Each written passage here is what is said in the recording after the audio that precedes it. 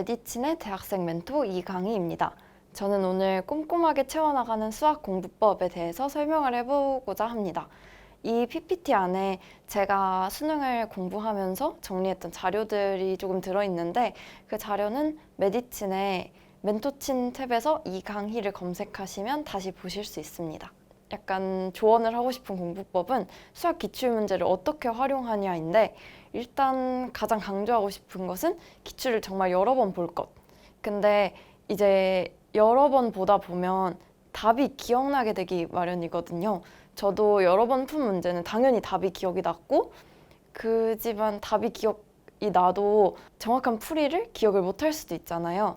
그래서 여러 번 푼 문제가 답이 기억난다 하더라도 정말 다른 사람에게 논리적으로 설명할 수 있는 풀이를 자기가 체득하기까지 열심히 공부를 해야 합니다. 일단 저는 여기 사진에 있는 건 제가 고3 때 수능 2, 3주 전쯤 기출문제를 다시 풀어본 건데 원래는 기출문제를 풀 때 이렇게까지 풀이를 자세히 쓰진 않았어요. 그런데 맨 마지막 복습 때에는 풀이 과정을 이렇게 정확하게 써가면서 풀어보는 것이 도움이 됩니다. 그 전에 공부할 때도 누구한테 꼭 설명을 하지 않더라도 머릿속으로는 이렇게 설명하면 되겠다라고 생각을 하면서 정확하게 풀어보는 것이 중요합니다. 그 다음에는 가장 중요한 문제풀이 방법을 체화하는 방법입니다. 이제 7월, 8월 해서 9월 모의평가 전까지는 심화 수업들이 가장 많이 나오고 문제풀이 위주의 수업을 가장 많이들 들으실 텐데요. 이게 수업만 듣는 것으로 해결이 되는 게 아니고 본인이 이 풀이를 어떻게 체화를 하는지가 정말 중요합니다. 그래서 여기 써놨듯이 풀이의 길이가 긴 문제라거나 아니면 신선한 발상이 사용되는 문제, 이런 문제는 기출이든 엔제든 혹은 사설 모의고사든 어디에서든 포함이 되는 건데요. 이런 문제를 마주쳤을 때 풀고 만약에 못 풀면 뭐 해설을 보고 해결을 하든 그러고 바로 넘어가는 것이 아니고 이 문제 자체를 메모패드에 따로 정리를 하는 것입니다. 저는 작년에 재수학원에서 들었던 수업에서 이 문제는 내가 좀 잘 못 풀었다. 이 문제는 선생님 해설을 듣고 이해가 갔는데 나중에 다시 풀어도 모를 것 같다 하는 문제들을 이렇게 메모패드에 정리를 했습니다. 여기 보시면 일단 문제를 간략하게 다 적었고요. 그리고 여기는 풀이 1, 풀이 2 이렇게 여러 가지 풀이를 정리를 했습니다.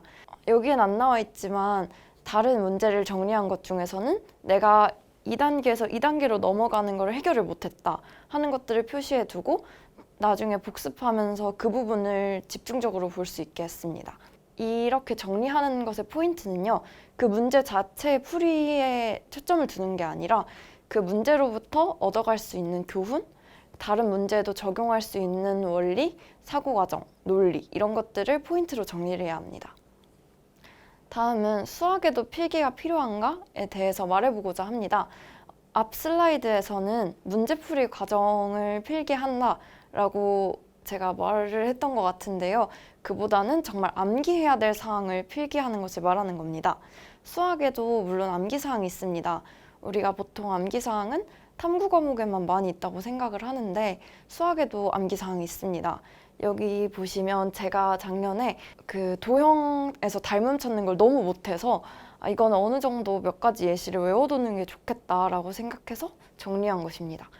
그래서 이렇게 도형 몇 가지 예시를 정리해 놨고요. 그리고 아래는 보시면 확통에서 빈칸 문제로 많이 나오던 거를 시간을 단축하기 위해 공식을 조금 외워뒀습니다. 그리고 여기도 도형 관련도 있고 그리고 3차 함수의 대칭성 이런 거는 외워두면 좋고 그리고 문제를 푸는데 도움이 되고 시간도 단축되는 그런 효과를 볼 수 있죠. 그래서 꼭 외워야 하는 것은 아니지만 계산 과정을 줄여서 시간 단축에 도움이 되는 공식이 있고 그리고 본인의 약점을 커버하기 위한 암기사항도 있습니다. 제가 닮음을 정리한 것은 후자에 해당이 되겠죠. 그렇게 해서 저는 도형을 정리했지만 이제 학생 여러분도 공부를 하시면서 특히 이런 방법은 저는 수능 한 달 전쯤 사용을 했는데요. 자기가 어느 부분에 약한지 그리고 그거를 암기사항으로 해결을 할 수 있다면 암기사항을 이렇게 필기로 정리를 해보는 것이 좋습니다. 그리고 마지막으로 실전 모의고사를 어떻게 활용할지에 대해서 설명을 하겠습니다. 실전 모의고사라 하면 교육청 평가원 모의고사도 해당이 되지만 사설 모의고사도 해당이 되겠죠. 일단 실전 모의고사는 시간을 조절하는 것, 그리고 문제풀이 순서를 내가 시험장에서 어떻게 할지, 그리고 모르는 문제가 나왔을 때 해결이 안 된다면 얼른 스킵하고 다음 문제로 넘어가야 하는데, 그걸 실전에서만 처음 하려고 하면 당연히 안 되기 마련입니다. 그래서 그런 것들을 연습하는 데 활용을 하면 좋고요. 그리고 사설 모의고사는 특히 새로운 발상의 문제를 접할 수 있는 기회가 됩니다. 그래서 사설이라고 사설은 그냥 한번 풀고 넘기면 되는 게 아닌가? 라고 생각하시지 말고 한번 시험을 보고 그리고 해설을 보든 강의를 듣든 해서 해결을 하시고, 그 다음에는 아까 전에 문제풀이 체화 방법에서 설명했듯이 비슷한 방법으로 문제를 이렇게 정리를 하는 겁니다. 이러면서 모의고사 직전에 한 번씩 읽을 수 있는 메모를 마련해 두면 좋습니다. 여긴 보시면 아까 문제풀이 체화 방법에 나왔듯이 문제를 간략하게 썼고, 그 다음에 이제 풀이 과정을 썼는데, 여기서 좀 더 중요한 것은 새로운 발상이 어느 쪽인지 거기 이렇게 강조를 해놨거든요. 여기도 보시면 이렇게 강조한 것들을 나중에 다시 복습하시면 됩니다. 이건 문제풀이 방법을 정리한 거라기보다는 새로운 발상이 나왔을 때, 수능에서는 우리가 처음 보는 문제들이 나오잖아요. 그래서 그럴 때 어떻게 해결을 해야 할지, 어떻게 생각의 흐름을 잡아야 할지를 연습하는 데 좋습니다. 그리고 저는 작년에 실전 모의고사를 연습을 하면서 제가 자꾸 29번을 틀리는 것을 발견을 했어요. 그래서 그 이후로는 이제 시험을 보고 시간이 남으면 가장 먼저 29번부터 검토를 해야겠다라고 생각을 하는 계기가 되었고요.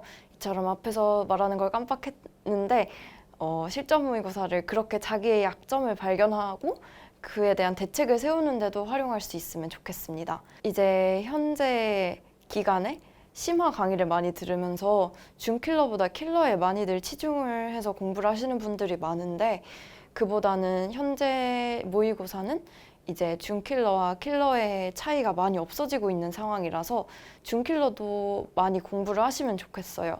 저는 작년에 9평 지나고부터는 준킬러와 킬러를 반반 비율 정도로 공부를 했던 것 같습니다. 여기까지 제가 설명하고 싶었던 저의 수학학습법이 끝이 났고요.